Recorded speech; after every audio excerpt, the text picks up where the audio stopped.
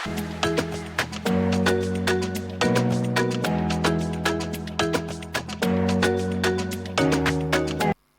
आरोप जो सीधे देश के प्रधानमंत्री के चरित्र पर प्रश्न उठाता है।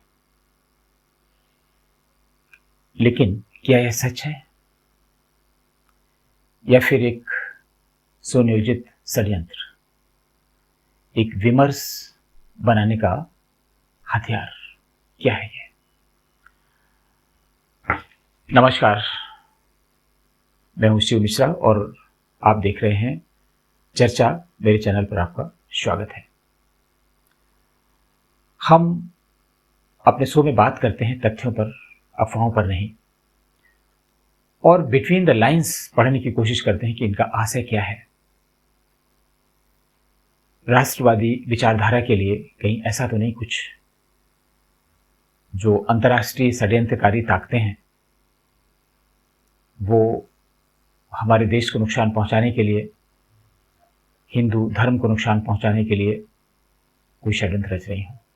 आज हम विश्लेषण करेंगे प्रधानमंत्री नरेंद्र मोदी पर लगे हुए आरोपों की। और आरोप कोई साधारण आरोप नहीं है, बहुत सनसनीखेज आरोप है। और ये आरोप किसी अहरे गहरे ने नहीं लगाए हैं, ये आरोप भी ऐसे व्यक्ति ने लगाए हैं जो अंधभक्त था। और आज की तारीख में तो हम उसे भूतपूर्व अंधभक्त कह सकते हैं। उनका नाम है मधु किश्वर। उनके आरोप के पीछे क्या कहानी है, क्या सच्चाई है, इस पर हम लोग बात करेंगे। तो आप सभी को मालूम है कि जो मधु किश्वर हैं वो प्रधानमंत्री नरेंद्र मोदी की समर्थक रही हैं, अंधभक्त रही हैं।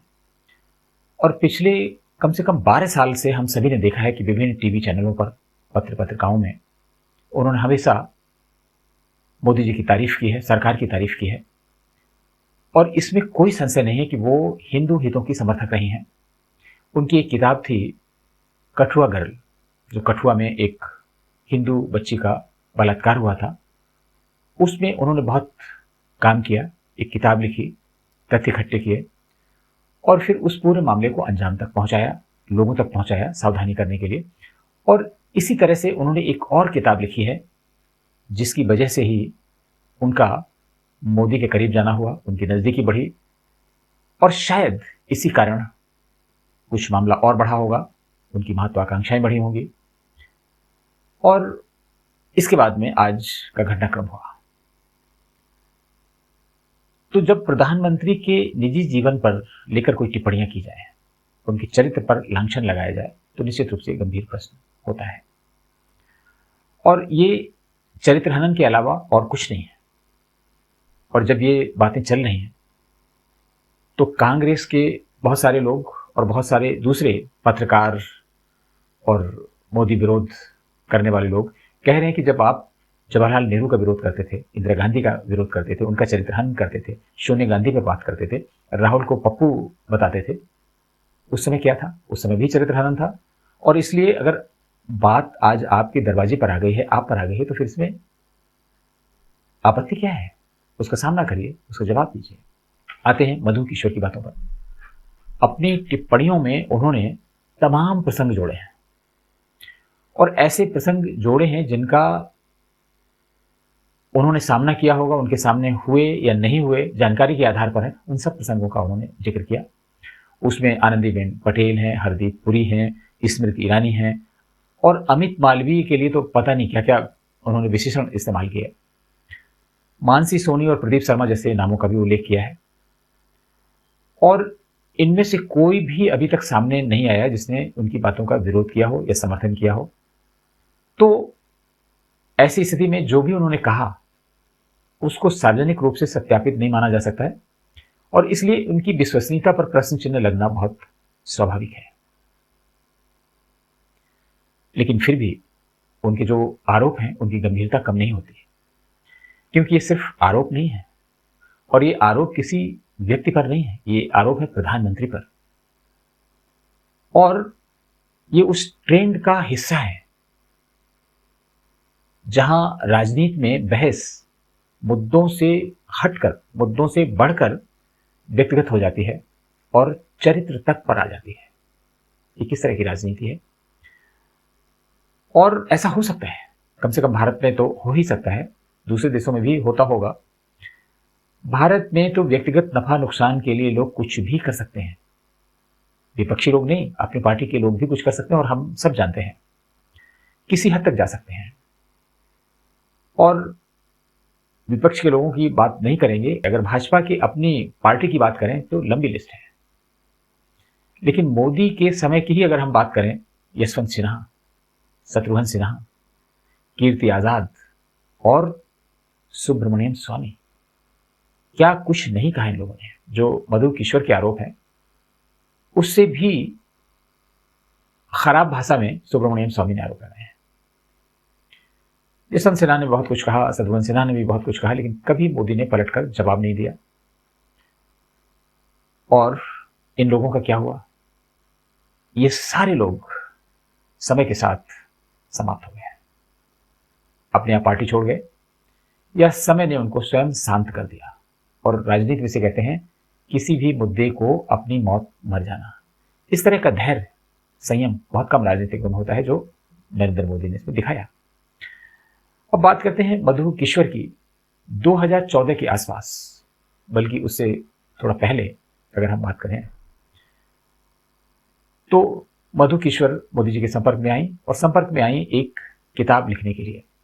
जो किताब आप देख रहे हैं लगी हुई प्रश्न में, मोदी नामा। और ये उस समय लिखी गई जब वो गुजरात के मुख्यमंत्री थे। स्वाभाविक है, किसी मुख्यमंत्री से मिलना, बार बार मिलना, उनकी बायोग्राफी लिखने के लिए इतना आसान नहीं होता है। तो कहीं ना कहीं उनके सचिवालय से, उनके जो कोर ग्रुप है, उसे कहीं ना कहीं उन्होंने नज़दीकी बढ़ाई होगी, और फिर बार बार उनसे मिली, उनसे बातें समझी, और एक किताब तैयार हुई। लेकिन 2014 में, जिस समय नरेंद्र मोदी प्रधानमंत्री बनते हैं, तब से लेकर और कुछ समय पहले तक मधु किशोर बहुत ही प्रबल समर्थक रही हैं, अंधभक्तों की श्रेणी में रही हैं। लेकिन समय के साथ ऐसा क्या हुआ कि उनका रुख बदल गया। एक अंधभक्त एकदम से उनका आलोचक बन गया। लेकिन यह भी असामान्य नहीं है। ये दो परिस्थितियों में हो सकता है, जब किसी आदमी की मन की मुराद पूरी ना हुई हो, महत्वाकांक्षा पूरी ना हुई हो, और या फिर स्वयं नरेंद्र मोदी ने ऐसा कुछ कर दिया हो जिससे नाराजगी बढ़ जाए। और ऐसा होता है। यूजीसी का मामला एक ऐसा मामला है जिसमें जो सवर्ण छात्र हैं आज मोदी के विरोध में हैं। जैसे ही वो नए नियम लागू हुए, तो यही अंधभक्त जो सोशल मीडिया पर, ट्विटर पर, हर जगह मुफ्त के योद्धा थे नरेंद्र मोदी के लिए, देश के लिए, राष्ट्रवाद के लिए, हिंदू समाज के लिए, वो आज नरेंद्र मोदी के मुखर विरोधी हो गए यूजीसी की गाइडलाइंस आने के बाद। तो एक घटना हुई और उसने बहुत कुछ बदल दिया। तो क्या मधु किशोर के मामले में भी कुछ ऐसा हुआ? ऐसा कम से कम पब्लिकली किसी को याद नहीं है। तो समय के साथ उनका रुख बदलकर वो आलोचक बन जाना, ये असामान्य नहीं है। मैंने एक उदाहरण दिया आपको। लेकिन ये जो यूजीसी के विरोध में सवर्ण हैं, इनकी नाराजगी बहुत स्वाभाविक है। वो अपना ठगा सा महसूस कर रहे हैं, जिन्होंने उनके लिए योद्धा बनकर दिन रात एक कर दिया। और इसे गलतफहमी कहें या उनके साथ धोखा कहें, तो स्वाभाविक है नाराजगी आएगी आएगी। लेकिन उन्होंने भी कभी मोदी के चरित्र पर कोई लांछन नहीं लगाया, जो मधु किशोर ने किया। मधु किशोर का विरोध करना या प्रधानमंत्री से, किसी भी व्यक्ति से प्रश्न पूछना बुरा नहीं है, क्योंकि लोकतंत्र में प्रश्न पूछने का अधिकार तो बनता है। लेकिन जब मामला व्यक्तिगत चरित्र पर आ जाए, तो जो इसकी गंभीरता है, इसका तीखापन बहुत बढ़ जाता है। इसमें बहुत सारी चीजें चल रही हैं। अगर हम ओवरऑल इस पर विचार करें, तो इसमें 2-3 पॉइंट हमें बात करनी पड़ेगी। क्या आरोपों के समर्थन में कोई प्रमाण है? नहीं। क्या किसी विश्वसनीय संस्था ने इनको जांचा परखा है, या कोई विश्वसनीय संस्था इस बीच में है? नहीं। क्या इन आरोपों पर कोई कानूनी कार्रवाई हुई? जांच में कुछ तथ्य आए नहीं। तो ये अभी जो भी चल रहा है जवानी जमा खर्च चल रहा है। और मधु किश्वरी कहते जरूर हैं कि उनके पास सीडी है, और कांग्रेस के एक नेता ने तो ये भी कहा कि जो दिल्ली विधानसभा है उनमें उनकी सीडी चलाई गई थी। कपिल मिश्रा जो आजकल भाजपा में है और दिल्ली सरकार में मंत्री भी, उन्होंने चलाई थी।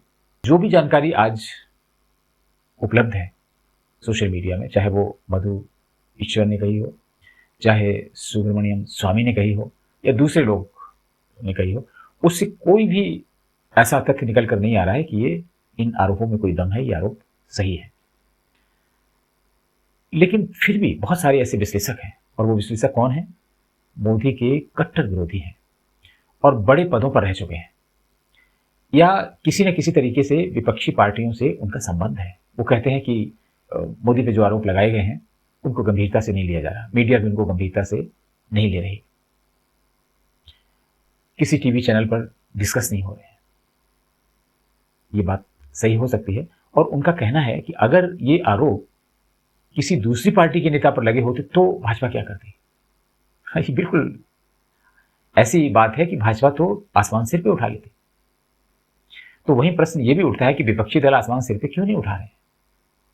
कांग्रेस, राहुल गांधी, प्रियंका गांधी और उनके जो और हैं दो चार नेता, हमेशा सुप्रिया श्रीने, पवन खेड़ा जैसे आसमान सर पे उठाए रहते, किसी ने ज्यादा कुछ कहा नहीं। क्यों? कुछ और डर कहीं पे है। वैसे होता यह है कि जो किसी भी षड्यंत्र में शामिल होता है उसको हमेशा डर लगा रहता है कि कहीं ऐसा ना हो कि पोल खुल जाए। तो कहीं ऐसा तो नहीं मधु किश्वर के पीछे कांग्रेस है, और कांग्रेस के पीछे तो बहुत सारे लोग हैं। तो कहीं ऐसा तो नहीं पूरा गोरख धंधा अंतर्राष्ट्रीय स्तर से शुरू हुआ, डीप स्टेट से शुरू हुआ, और जो काम राहुल गांधी को सौंपा गया था राहुल गांधी नहीं कर पाए भारत में। जो काम नेपाल में हुआ, जो काम बांग्लादेश में हुआ, जो काम श्रीलंका में हुआ, रिजीम चेंज का, सत्ता परिवर्तन का, वो भारत में नहीं हो सका। कोशिश की गई भारत में किसान आंदोलन के माध्यम से, जब किसानों ने दिल्ली को घेर के बैठे रहे, सीए आंदोलन में जब शाहीन बाग में धरने प्रदर्शन हुए, ऐसे बहुत मौके आए। और राहुल गांधी ने भी वो सब कुछ कर लिया, प्रधानमंत्री, चौकीदार, चोर है से लेके अदानी, अंबानी, हिंडनबर्ग, राफेल और पैगासस, बहुत सारी चीजें, ईवीएम, मुख्य चुनाव आयोग, सभी पर सब कुछ कर चुके हैं, वोट चोरी। इसके बाद भी कहीं कुछ नहीं हुआ। मोदी की लोकप्रियता में भी कोई कमी नहीं आई।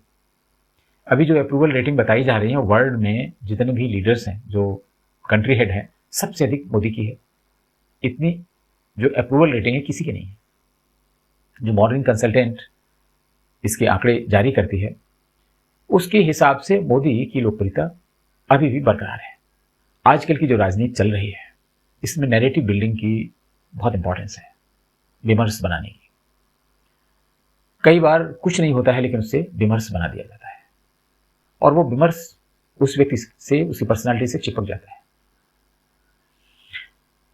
और आधे अधूरे तथ्यों के हिसाब से तोड़ मरोड़ के उनको इस ढंग से प्रस्तुत किया जाता है कि वो सत्य प्रतीत होते हैं, और फिर उनमें अनुमान या संभावना जोड़ के उसकी व्यापक धारणा बनाने का काम किया जाता है।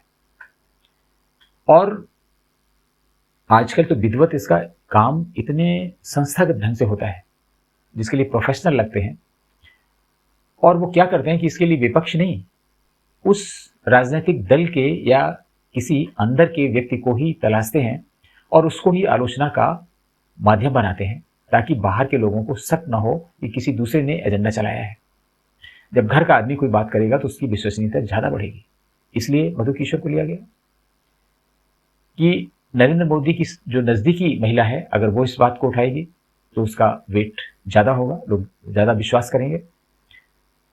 और ये स्वाभाविक है कि जो असंतुष्ट और आलोचक होता है, खुद का व्यक्ति, घर का, और वो जब सोशल मीडिया और विभिन्न मंचों पर इस तरह की बातें फैलाता है, उन बातों को दूसरे लोग बहुत चाव से सुनते हैं या पुश करते हैं, कई बार तो जानबूझकर, तो क्या होता है, जनमानस में बातें जाती हैं और उनसे संदेह होता है। कई लोग मुहावरे, लोकोक्तियों के सहारे चलते हैं और कंक्लूजन ड्रा करते हैं। लोग कहते हैं कि भाई जहां धुआं उठती है वहां कुछ ना कुछ तो होता है। मतलब अगर किसी ने आरोप लगा दिया तो आरोप का मतलब है धुआं। तो जो विमर्श बनाने का काम हो सकता है कि विमर्श आज की राजनीति का एक बहुत बड़ा हिस्सा है, और इस विमर्श का उतना ही फायदा होता है जितना सत्य घटना से होता है।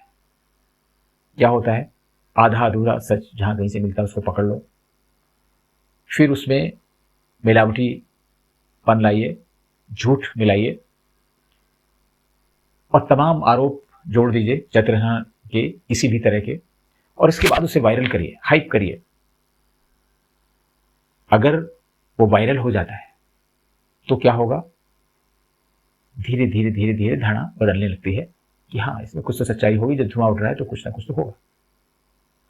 आजकल के सोशल मीडिया के युग में, टेक्नोलॉजी के इस युग में ये खेल और तेज हो गया है। आजकल सोशल मीडिया में जहाँ बहुत सारे अकाउंट फर्जी हैं, जितने लोग हैं लगभग कई गुना उससे ज़्यादा अकाउंट हैं, तो ऐसे में विमर्श बनाने के लिए फर्जी अकाउंट का भी सहारा लिया जाता है। तो जब सोशल मीडिया पे कंटेंट तैरने लगते हैं, सभी देखते हैं इसको और प्रचार करते हैं कि इसके व्यूज इतने आ गए, इसके व्यूज इतने आ गए। बट इतने व्यूज क्यों आते हैं? क्योंकि सोशल मीडिया में जो कंटेंट चौंकाता है या कहीं ज़्यादा चौंकाता है, वही लोगों को लुभाता है, वही लोगों के आकर्षण का केंद्र होता है और सबसे ज़्यादा वही फैलता है। जो सच नहीं, सनसनी होती है। तो आप कह सकते हैं कि सोशल मीडिया में आजकल के टेक्नोलॉजी के युग में सच इतना वायरल नहीं हो सकता जितना सनसनी वायरल होती है। तो कहीं मधु किश्वर का ये जो पूरा नैरेटिव है, ये उसी का हिस्सा तो नहीं।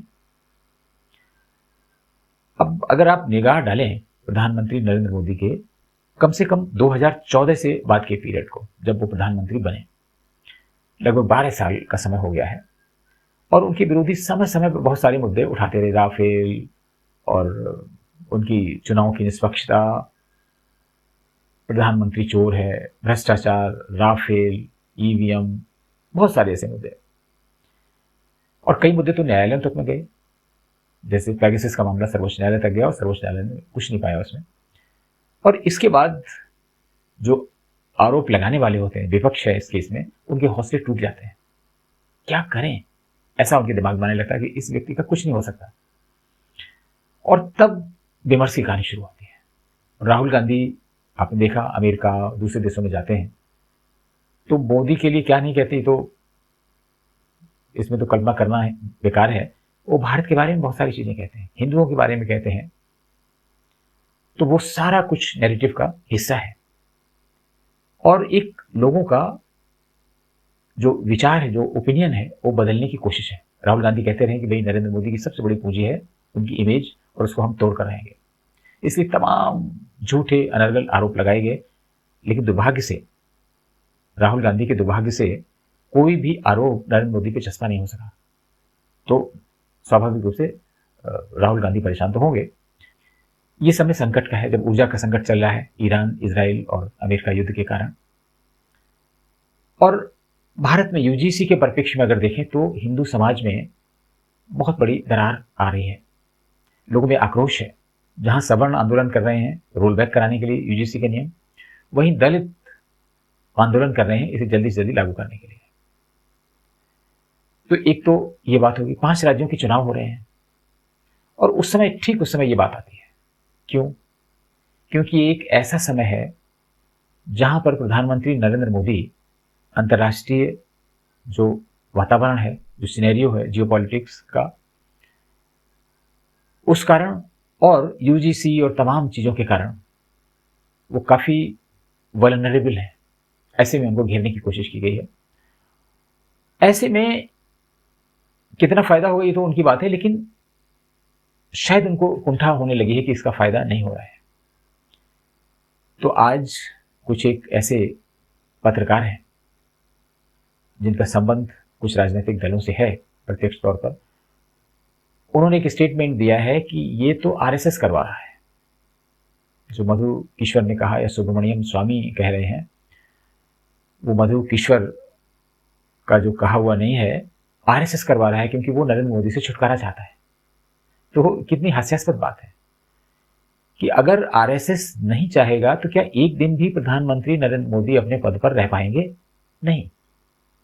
इसलिए इस बात में तो बिल्कुल भी दम नहीं है। और 12 साल तक चुप रहने के बाद अनायास अगर कोई बोल रहा है तो निश्चित रूप से कहीं ना कहीं कोई गुत्थी तो जरूर है। आरोप गंभीर है, लेकिन इनका असर सिर्फ एक व्यक्ति पर नहीं, नरेंद्र मोदी पर नहीं, पूरे लोकतांत्रिक मूल्यों पर पड़ेगा। और इससे जो हमारा पूरा लोकतांत्रिक विमर्श है बदलेगा, हमारे लोकतंत्र के बारे में पूरे विश्व की धारणा बदल सकती है। इसलिए आवश्यक है कि हर देशवासी तथ्यों और अफवाहों में अंतर समझें। आजकल के इस टेक्नोलॉजी युग में जब एआई भी काम कर रही है, सही और गलत में अंतर करना मुश्किल नहीं है, लेकिन भ्रम जरूर पैदा करता है। और बहुत से लोग इसी भ्रम में जो झूठ होता है, आर्टिफिशियल चीजें होती हैं, उनको सही समझ लेते हैं। प्रथम दृष्टया इन अनुभवों में क्या है आप खुद समझ सकते हैं। और इतनी चर्चा के बाद मैं आपसे एक प्रश्न अवश्य करूंगा कि क्या आप बिना किसी तथ्यों के, सिर्फ बातों पे आरोप ऐसे जो आरोप लगाए जाते हैं उन पर विश्वास करते हैं? एक कमेंट में लिखकर बताइएगा। और अगर आपको ये वीडियो पसंद आता है तो प्लीज़ लाइक करें, शेयर करें और चैनल को सब्सक्राइब जरूर करें।